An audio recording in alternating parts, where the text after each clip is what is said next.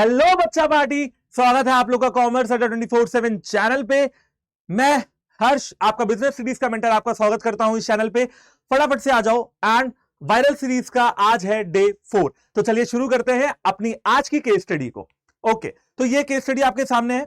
सबसे पहले मैंने आपको बताया था ना क्या करना है, क्वेश्चन पढ़ना है। तो चलिए क्वेश्चन पढ़ना शुरू करते हैं। Identify and explain the dimension of business environment. हमें बिजनेस इन्वायरमेंट की उस डायमेंशन का पता लगाना है जिस बारे में ये केस स्टडी है। यानी कि भैया हमको आइडिया लग चुका है कि यहां पे बात हो रही है कौन से चैप्टर की, बिजनेस इन्वायरमेंट की।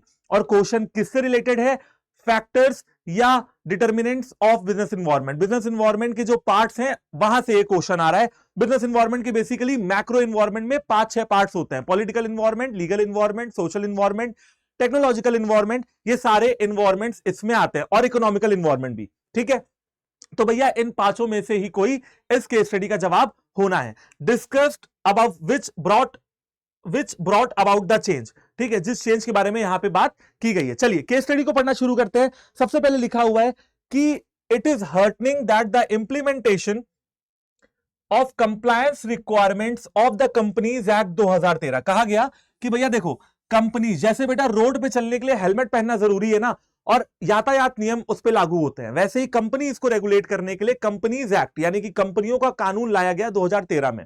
ठीक है, इससे पहले भी ये था कानून, बट 2013 में दोबारा इसमें अमेंडमेंट किए गए और अब नाम रखा गया कंपनीज एक्ट 2013। यानी कि ये एक तरह का कानून है जो कंपनीज के ऊपर लागू होता है।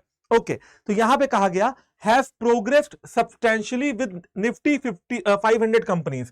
अब ये सर निफ्टी 500 कंपनीज क्या होती हैं बेटा? निफ्टी जो है ट्रेडिंग पॉइंट है नेशनल स्टॉक एक्सचेंज का, और वहां पे 500 टॉप की जो कंपनीज है इंडिया की जो वहां पे लिस्टेड है उनके बारे में बात हो रही है कि ये निफ्टी 500 कंपनीज ने जो है कंपनीज एक्ट के सारे कंप्लायंस रिक्वायरमेंट को मान लिया है। और इसी के साथ डाटा ये शो करता है कि भैया इंक्रीज हुआ है वुमेन्स पार्टिसिपेशन। ठीक है, आजकल तुमको पता होगा यार वुमेन एम्पावरमेंट की बहुत बात हो रही है, तो इन कंपनियों में औरतों का, महिलाओं का, विमेन्स का पार्टिसिपेशन बढ़ गया है टॉप मैनेजमेंट में। ठीक है, और वो भी कहां पे? टॉप मैनेजमेंट में, जहां पे पहले जो है सिर्फ मेल मेंबर्स हुआ करते थे, अब फीमेल मेंबर्स भी आ चुकी हैं। वुमेन पार्टिसिपेशन टॉप मैनेजमेंट में इन कंपनीज में बढ़ गया है। ओके, और यह भी लिखा हुआ है कि 5% से 13% तक बढ़ गया है। तो भैया यहीं पे रुक जाते हैं और गेस करने की कोशिश करते हैं कि यहां पे कौन से इन्वायरमेंट के बारे में बात हो रही है। देखो यार, कंपनीज एक्ट 2013 कहीं ना कहीं कानून के बारे में बात कर रहा है, कहीं ना कहीं वर्ड भी लिखा हुआ है कंप्लायंस रिक्वायरमेंट। इसका मतलब यहां पे बात हो रही है लीगल इन्वायरमेंट की, समझ रहे हो? टेक्नोलॉजिकल इन्वायरमेंट की कोई बात हो रही है? नहीं। इकोनॉमिकल नहीं, सोशल नहीं, यहां पे बात हो रही है लीगल इन्वायरमेंट की। और वुमेन पार्टिसिपेशन को बढ़ाया गया है, वुमेन इंपावरमेंट की बात हो रही है, यानी कि यहां पे बात हो रही है सोशल इन्वायरमेंट की। अभी मैं पढ़ के इतना ही पता लगा पा रहा हूं, आप भी मुझे लग रहा है अभी इतना पढ़ के इतना ही पता लगा पा रहे होंगे। चलिए आगे पढ़ते हैं, 3 लाइनें और लिखी हैं। Even companies which are not Nifty 500। अच्छा, यह भी लिखा है कि जो कंपनीज निफ्टी 500 कंपनीज नहीं है, इन्होंने भी वुमेन पार्टिसिपेशन को बढ़ाया है। बहुत बढ़िया बात है यार, जो कंपनियां टॉप की कंपनीज नहीं है, जो छोटी मोटी कंपनियां भी हैं, उन्होंने भी वुमेन एम्पावरमेंट को बढ़ाया है। और गवर्नमेंट ने यह भी अनाउंस किया है कि ये ऐसी कंपनीज को सपोर्ट करेगी। वाह भाई वाह, ठीक है, वाह। तो यह है यार एक real life case study. Companies Act 2013 में कहा गया कि भैया निफ्टी 500 कंपनीज को वुमेन पार्टिसिपेशन बढ़ाना चाहिए, तो उन्होंने बढ़ा दिया 5% से 13%। और यही नहीं, कहानी यहीं पे खत्म नहीं होती, कहानी यहां तक है। इसके बाद और भी कंपनीज ने वुमेन पार्टिसिपेशन को बढ़ाया है, और गवर्नमेंट ने अनाउंस किया है कि वो इन कंपनियों को सपोर्ट करेंगी, कंपनीज को सपोर्ट करेंगी। क्वेश्चन था बिजनेस इन्वायरमेंट का। तो भैया जहां तक मैं गेस कर पा रहा हूं, यहां पे 2 इन्वायरमेंट की बात हो रही है, एक लीगल और एक सोशल। टेक्नोलॉजिकल, इकोनॉमिकल या पॉलिटिकल की यहां पे कोई बात नहीं हो रही। टेक्नोलॉजिकल इन्वायरमेंट की बात तब होती है जब चेंजेस इन टेक्नोलॉजी को एक कंपनी अडॉप्ट करती है। पॉलिटिकल की इन्वायरमेंट की बात तब होती है जब पॉलिटिकल स्टेबिलिटी, गवर्नमेंट सपोर्ट की बात होती है। इसके अलावा क्या यहां पे बात हो रही है क्या कहते हैं, इकोनॉमिकल इन्वायरमेंट की? बैंक रेट, रेपो रेट, इन सब की बात हो रही है? मॉनेटरी पॉलिसी, फिजिकल पॉलिसी, इनकी बात हो रही है? नहीं। इन्फ्लेशन, डिफ्लेशन, नहीं, इनकी भी कोई बात नहीं हो रही है। तो चलिए देखते हैं कि भैया क्वेश्चन में पूछा क्या गया था कि डायमेंशन ऑफ बिजनेस इन्वायरमेंट बताना है। तो ये है हमारा आंसर, बड़ा व्यवस्थित का आंसर है। यहां पे मैंने ऑलरेडी कुछ ऐसे कीवर्ड्स जो आपको याद होने चाहिए वो मैंने ग्रीन कलर से मार्क कर दिए, आपको दिख भी रहे होंगे। तो ये अपनी कॉपी में यार वीडियो को पॉज करके पहले देख लेना एंड देन वीडियो को पॉज करके अपनी कॉपी में जरूर से जरूर नोट करना, ठीक है। The dimension of the business environment discussed above, यहां पे बिजनेस इन्वायरमेंट की कौन सी डायमेंशन डिस्कस हो रही है? दो डायमेंशन डिस्कस हो रही है, एक तो लीगल इन्वायरमेंट है और एक है पॉलिटिकल इन्वायरमेंट, ठीक है।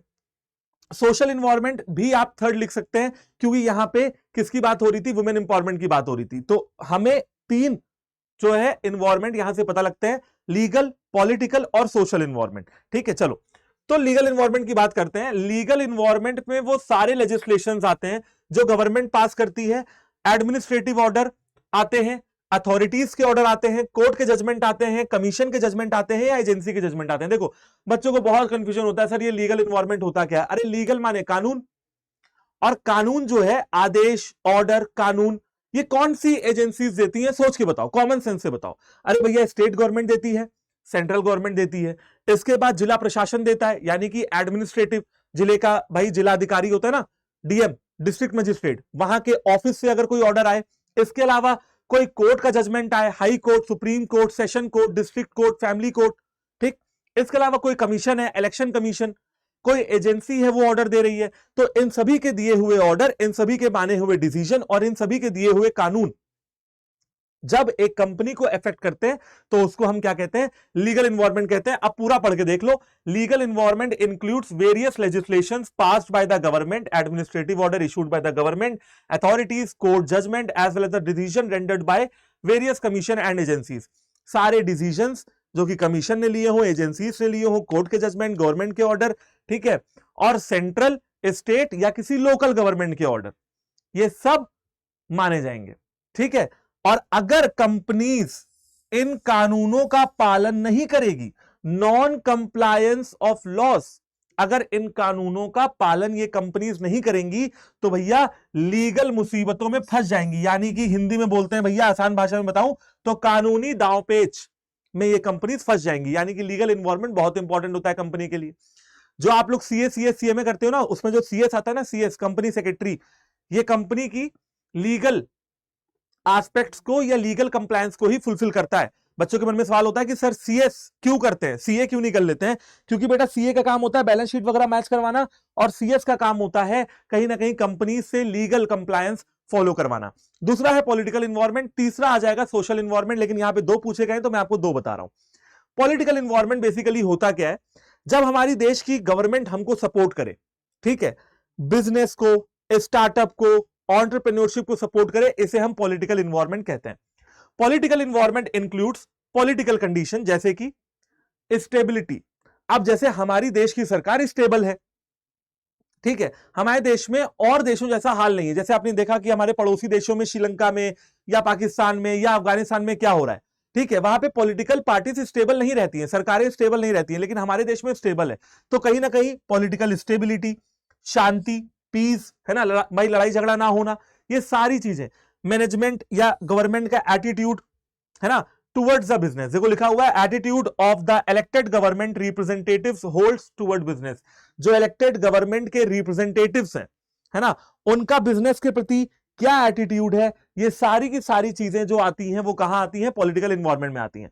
Attitude of the government officials may have either positive और नेगेटिव इंपैक्ट। अगर गवर्नमेंट ऑफिशियल्स का एटीट्यूड सही नहीं है तो वो निगेटिव इंपैक्ट भी डालती हैं, और अगर सही है तो पॉजिटिव इंपैक्ट भी डालती हैं। अब यहां पे सोशल इन्वायरमेंट जो थर्ड पॉइंट है जो मैंने आपको बताया, वो कैसे आएगा, इनपुट कैसे होगा, इन कैसे कर सकते हैं आप? वो बेटा आप इन कर सकते हैं कैसे? आप सोशल इन्वायरमेंट थर्ड हेडिंग उसमें डाल सकते हैं, और ये पहले लाइन लिख सकते हैं कि वुमेन एम्पावरमेंट या women participation in top management बढ़ाया गया है, जो कि एक सोशल इन्वायरमेंट की कंप्लायंस का एक बेहतरीन एग्जांपल है कि अब महिलाएं भी बड़ी बड़ी कंपनीज की टॉप मैनेजमेंट में अपनी जगह बना के देश को आगे बढ़ाने का काम कर रही हैं। ठीक है भाई, तो ये हो गया आपका case study of viral series day 4। Comment करके जरूर बताना कि कैसा लगा, कैसी लगी केस स्टडी, एंड ये एक और नया चैप्टर था आपके लिए। कमेंट करके ये भी बता देना यार कि आगे कौन सी वायरल सीरीज की केस स्टडीज तुम्हें चाहिए। तो जितना ज्यादा आप कमेंट करोगे, जितना ज्यादा आप इस सेशन को शेयर करोगे, उतना ही ज्यादा हमारा भी मोटिवेशन बढ़ता रहेगा। एंड इसी के साथ जय हिंद, tata, bye bye and have a good day. Thank you.